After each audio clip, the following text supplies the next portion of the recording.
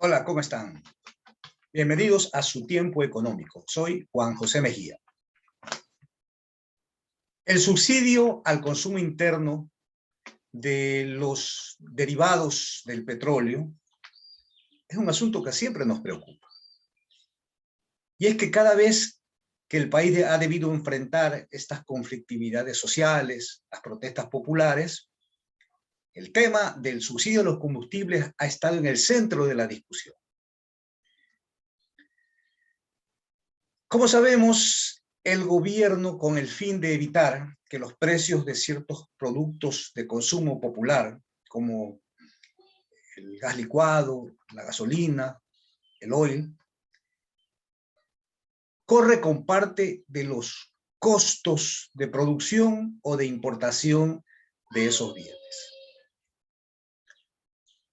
Como podemos observar en el siguiente gráfico, lo que hace el gobierno es simplemente tomar los costos totales de importación de los derivados, los costos anuales, que en el caso del 2021 han sido de 4.333 millones de dólares según la información que Petroecuador le entrega al Banco Central del Ecuador.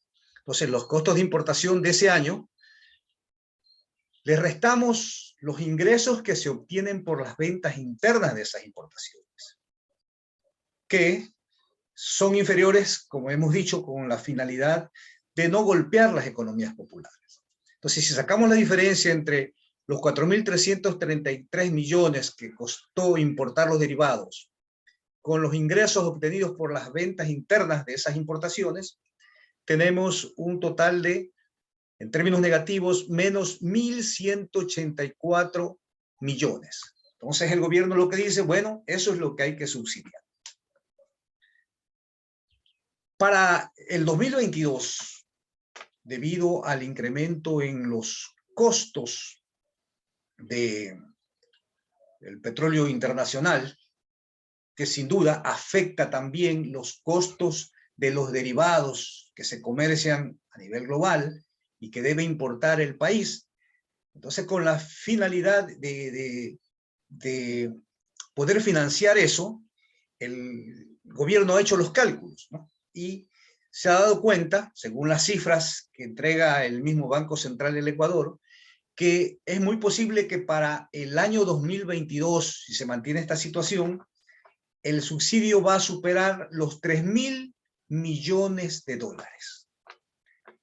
De ser esto así, en realidad es una cantidad monstruosa, porque esos 3.000 millones de dólares vendría a representar aproximadamente un 10% del total de los ingresos del presupuesto del Estado. Sin embargo, esas cifras que presenta el ministro de Finanzas, el gobierno nacional, y que es lo que han sido cuestionadas estas cifras por organizaciones sociales. Básicamente, tenemos que hay una que se llama la Asociación Nacional de Trabajadores de la Energía y el Petróleo, ANTEP, que es una organización, tiene su presencia, tiene su respeto entre varios sectores, sobre todo de los trabajadores. Si ustedes desean, pueden ingresar a la página que ellos tienen en internet y allí se puede conocer toda la posición que la ANTEP y todos los análisis que la ANTEP hace sobre temas que están vinculados con la energía y con el comercio del petróleo. Nos dice la ANTEP que el problema radica en que el gobierno, las cifras que maneja son calculadas de una manera poco técnica, demasiado simplista. Es decir, que lo que está haciendo el gobierno es simplemente, como ya hemos dicho, tomar los costos totales de las importaciones, restarles las ventas, el producto, el valor obtenido por las ventas de esos bienes importados y sacar una diferencia. Dice el ANTEP que de esa manera no es que se debe hacer el cálculo, porque según esta organización, para poder calcular el costo del petróleo a nivel nacional, deben deben considerarse varios factores. Primero, que el costo del petróleo, producir el petróleo a nivel interno, no es el mismo costo que a nivel internacional, que es mucho más alto. Entonces, por eso, los costos de producción serían mucho menores a los que supuestamente está calculando el gobierno para sacar sus cifras. La ANTEC dice que a eso hay que añadirle el costo del transporte. Aquí tenemos valores que han sido obtenidos de la misma información estadística de Petroecuador. El costo de refinación, porque petróleo una vez extraído tiene que ser refinado en las distintas refinerías. Hay 3 básicamente que tiene el Estado. Y luego sumarle también los costos de comercialización, lo cual nos da los costos totales. No olvidemos además que el Estado, Petroecuador, no puede sustentar totalmente toda la demanda de consumo, todo el consumo de los combustibles nacionales, sino que solamente lo hace en una parte, aproximadamente un 40 o un 45%, lo cual significa que el otro 55% es lo que tiene que importar.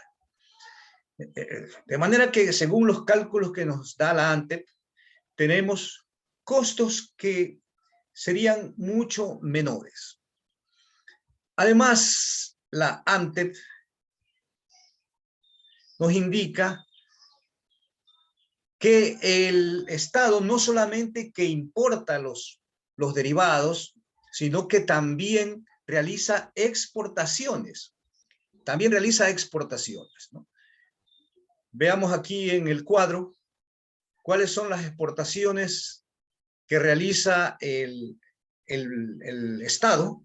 Vemos que para el año 2021, las exportaciones de petróleo alcanzaron los 969 millones de dólares. Es decir, que a esa diferencia que se da entre los costos de importación y la venta interna, también había que agregarle los 969 millones que representaron las ventas de derivados del petróleo. No estoy hablando del petróleo en bruto, sino los derivados, que también las refinerías nacionales también producen ciertos derivados para su exportación. Esto, según la ANTEC, nos llevaría a que no existe subsidio a los combustibles, porque más bien lo que se ha tenido son saldos favorables, como lo vamos a ver en el siguiente gráfico.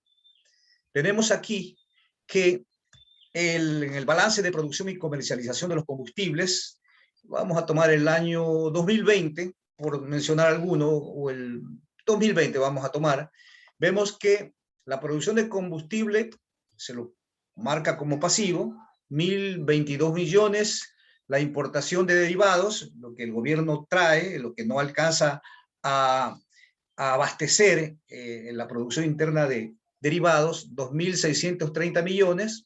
Luego, lo que se obtiene por la venta o exportación de los derivados, y luego tenemos la venta interna de los combustibles.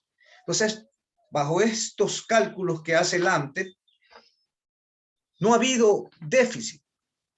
En el 2019 tuvimos bien un superávit de 152 millones de dólares, en el 2020 280 millones, en el 2021 683 y en el 2022, a pesar de que efectivamente los precios de los combustibles y por tanto de los derivados se han incrementado, pero igual se obtiene un superávit. Concluye de esta manera esta organización de trabajadores petroleros, que son los que están en el campo, los que conocen más que cualquier economista o cualquier funcionario del gobierno, qué es lo que sucede con este proceso de comercialización. Es decir, según los trabajadores, la Organización de los Trabajadores de la Energía y del Petróleo, no existe este pretendido subsidio por parte del gobierno. Entonces, ¿qué es lo que cabe aquí? Ya frente a la posición que el gobierno ha mencionado de que no va a reducir más de los 15 centavos que luego de este paro que ha golpeado tanto a nuestra economía. Hablan los empresarios de que hay pérdidas de aproximadamente 500 millones de dólares, pero que sobre todo ha golpeado a los sectores populares, porque estuvimos 2 semanas bloqueadas las carreteras.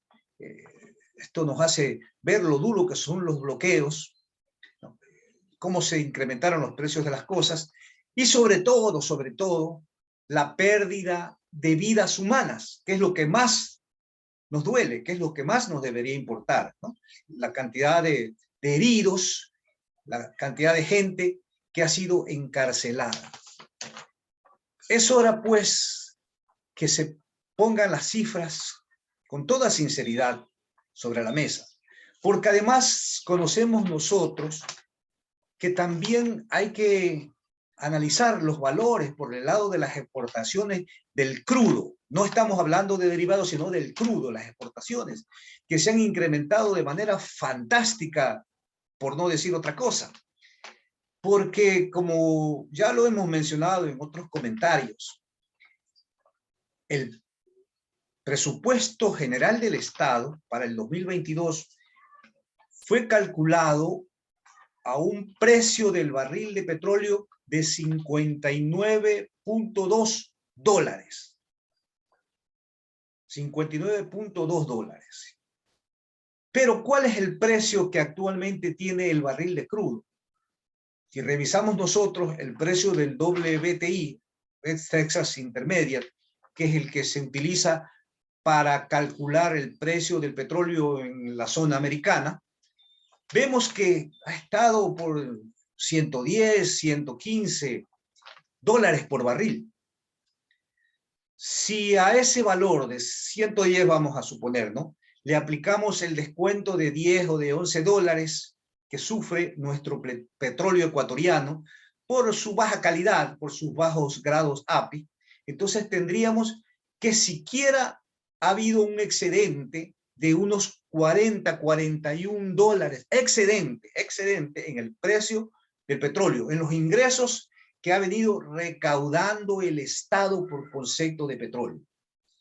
Cuando nosotros vemos las cifras en los 5 primeros meses del 2022, las cifras de exportación, que alcanzan los 40 millones de barriles de petróleo exportados, multiplicados por esa cifra que estamos diciendo que se obtiene por excedentes, nos da esto una cantidad de 1.600, más de 1.600 millones, 1.640 millones de dólares, y efectivamente que se han obtenido de excedentes por la venta del petróleo, de excedentes, insisto, de excedentes por sobre lo que fue calculado en la venta del petróleo. Y si lo proyectamos para el resto del año, esto tranquilamente nos podría arrojar ingresos excedentes de entre 3.500 y 4.000 millones de dólares.